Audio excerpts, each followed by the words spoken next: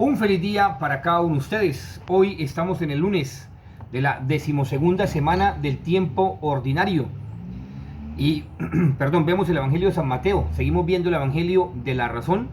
Mateo capítulo 7, versículos 1 al 5. En esta oportunidad me voy a quedar con el versículo 12, 3a.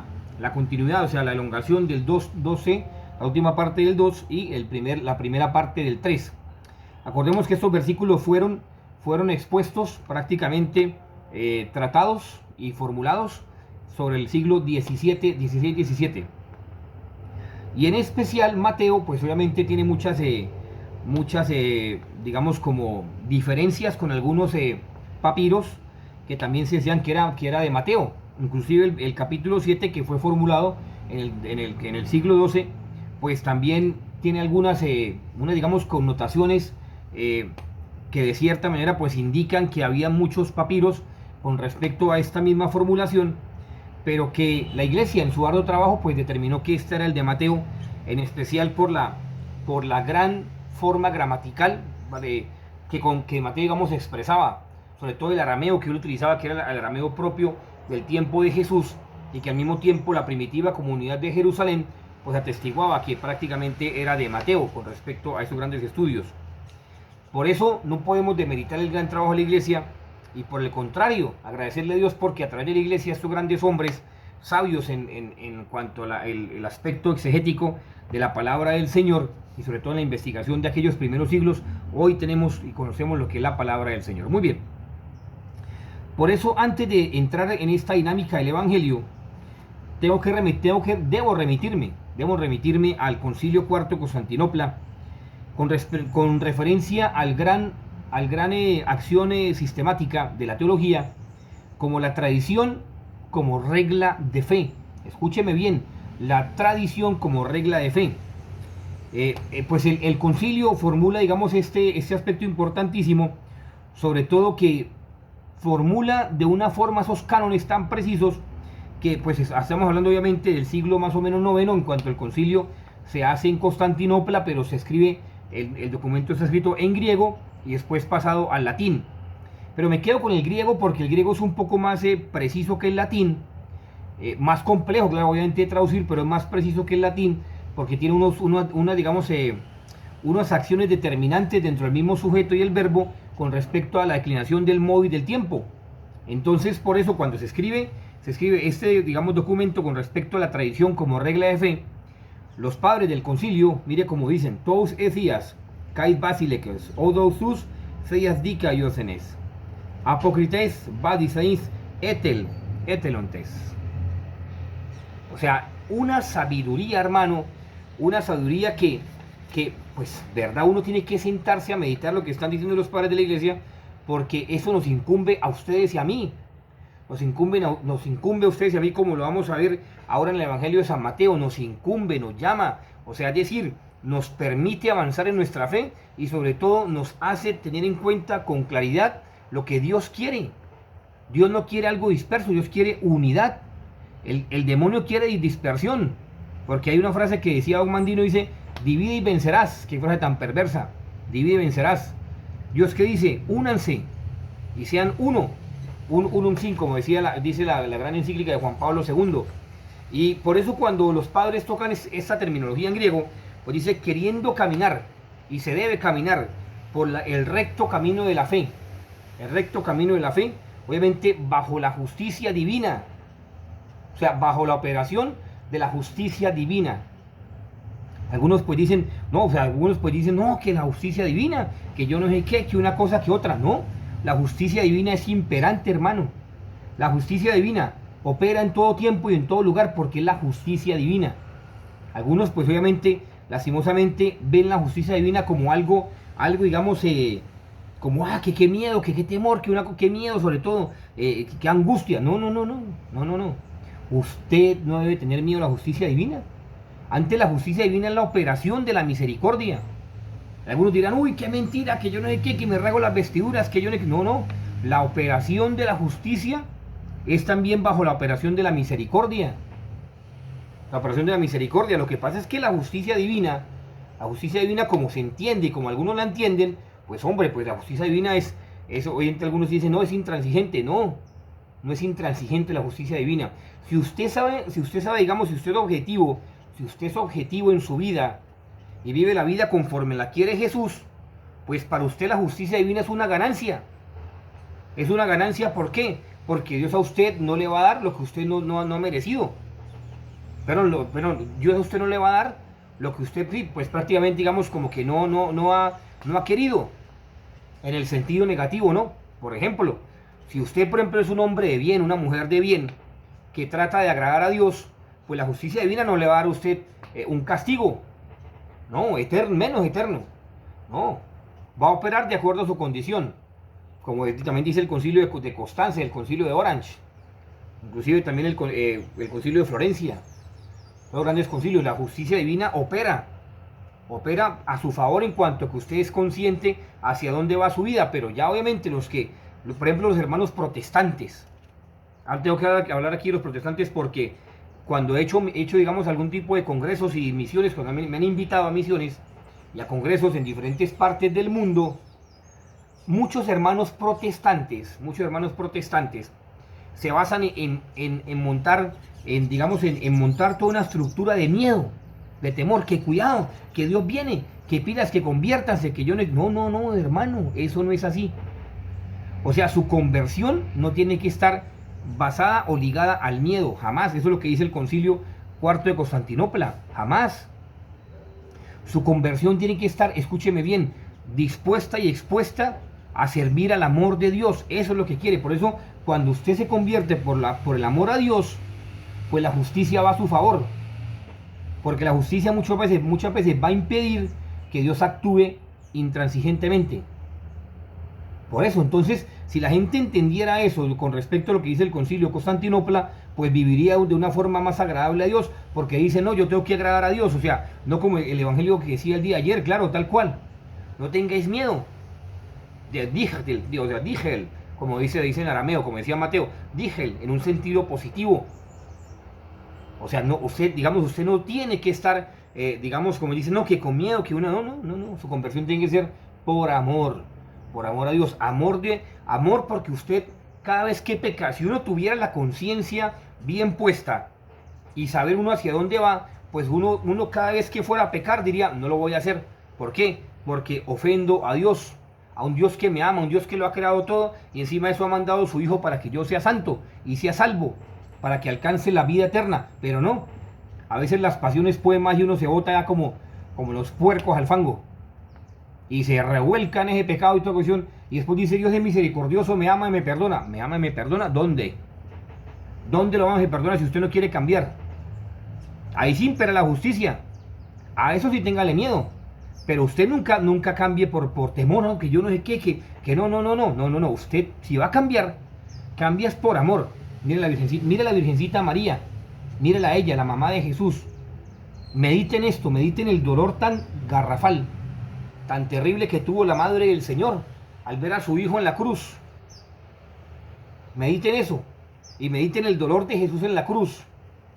Y cada vez que usted peque o vaya a pecar, sobre todo vaya a pecar, frénese. Dice, uy, no, yo no puedo hacer esto porque Jesús murió en la cruz, hago doler a mi Madre Santísima, que puso su carne y su sangre para que el Hijo de Dios tuviera carne, sangre, alma y divinidad y muriera por mí. Entonces yo no voy a hacer eso. Eso lo enseña el Concilio de Constanza. Muy bien.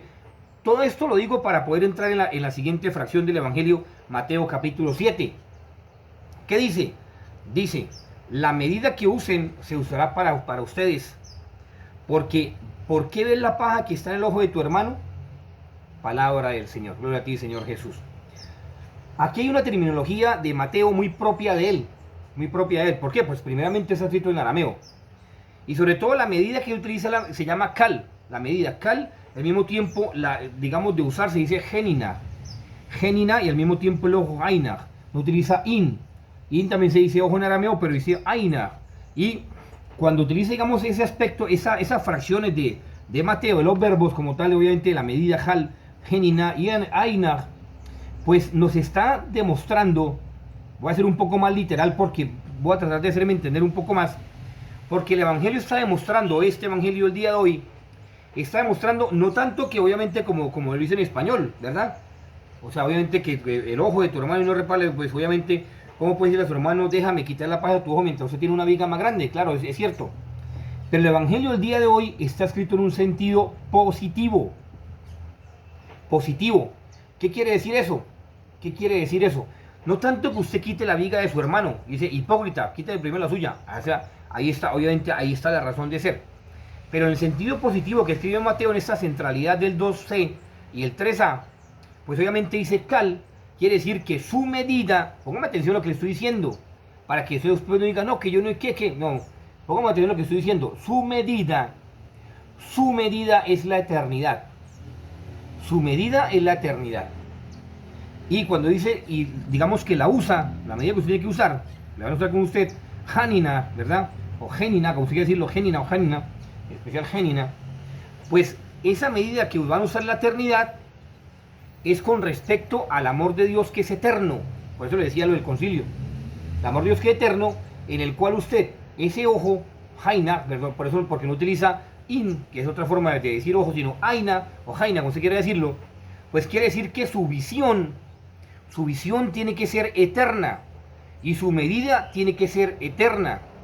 Entonces, Hanina quiere decir que entonces usted tiene que usar una medida de eternidad, porque está hablando de cal, o sea, una medida que no tiene fin, una medida de eternidad.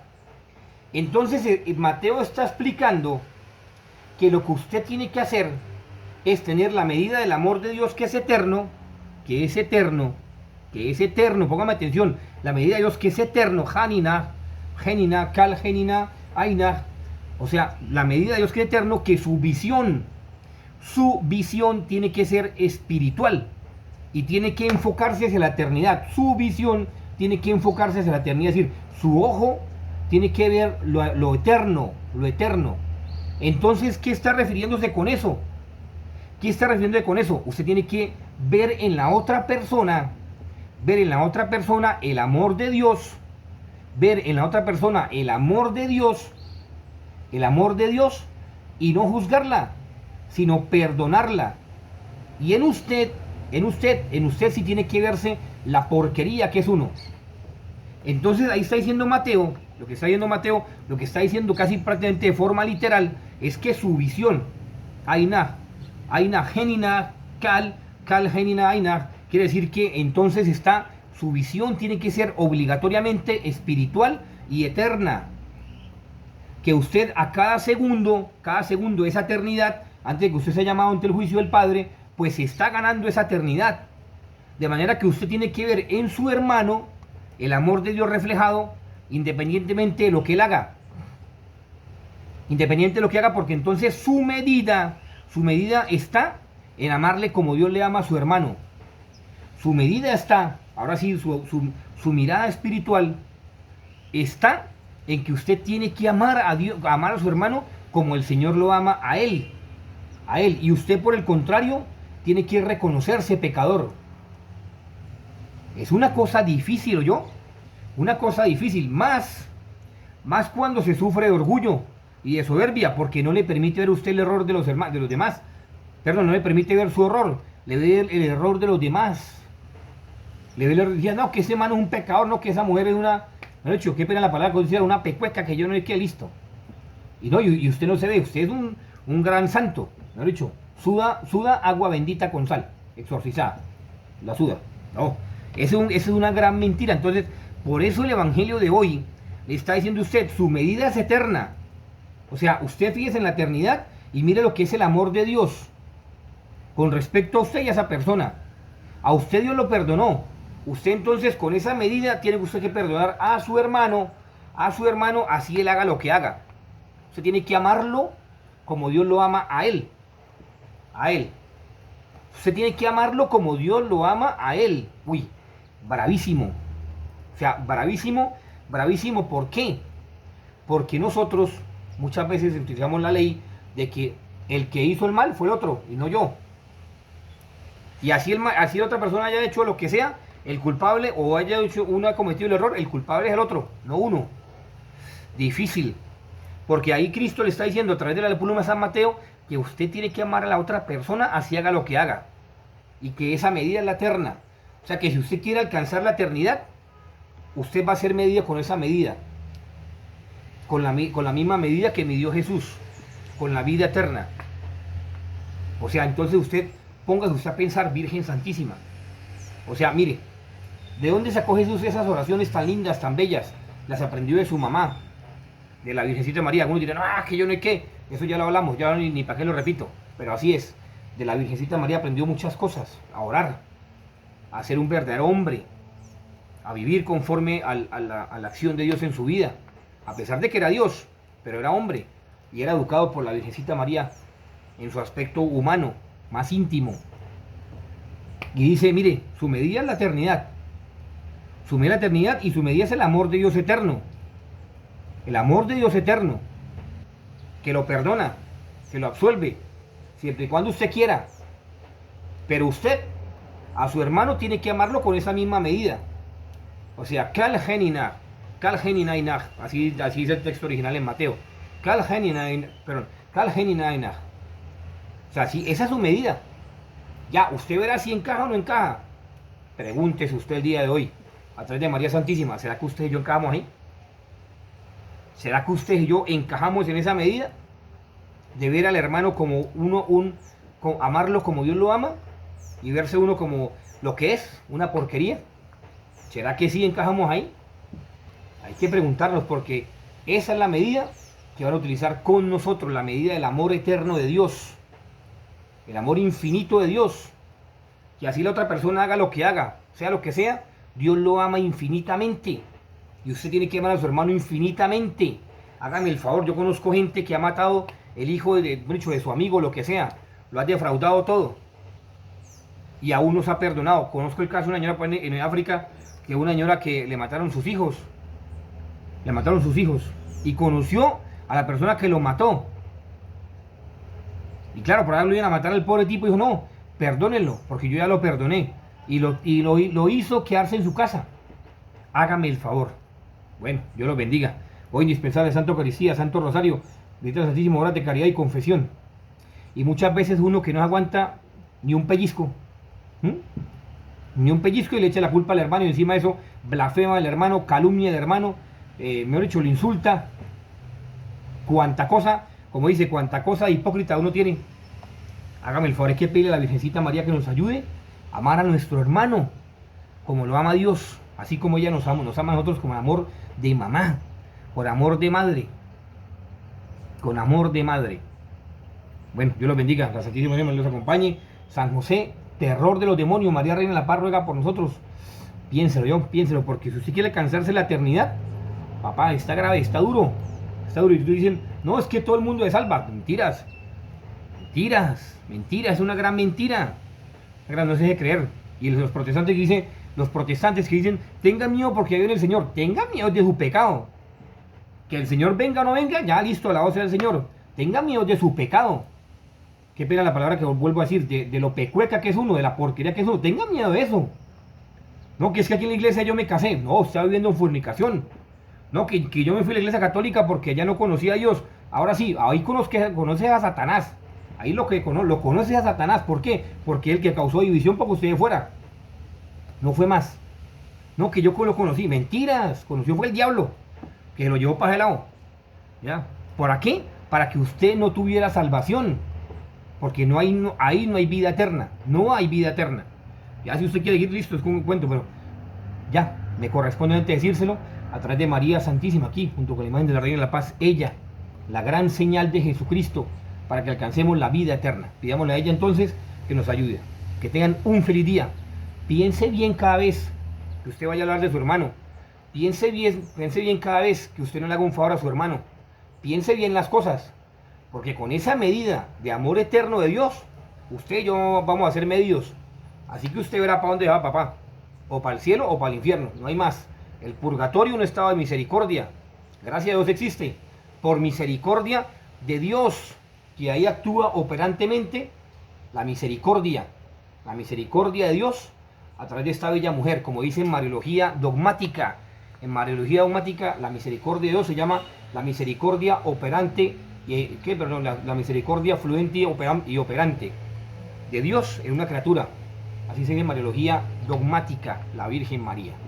Dios lo bendiga, que se vea.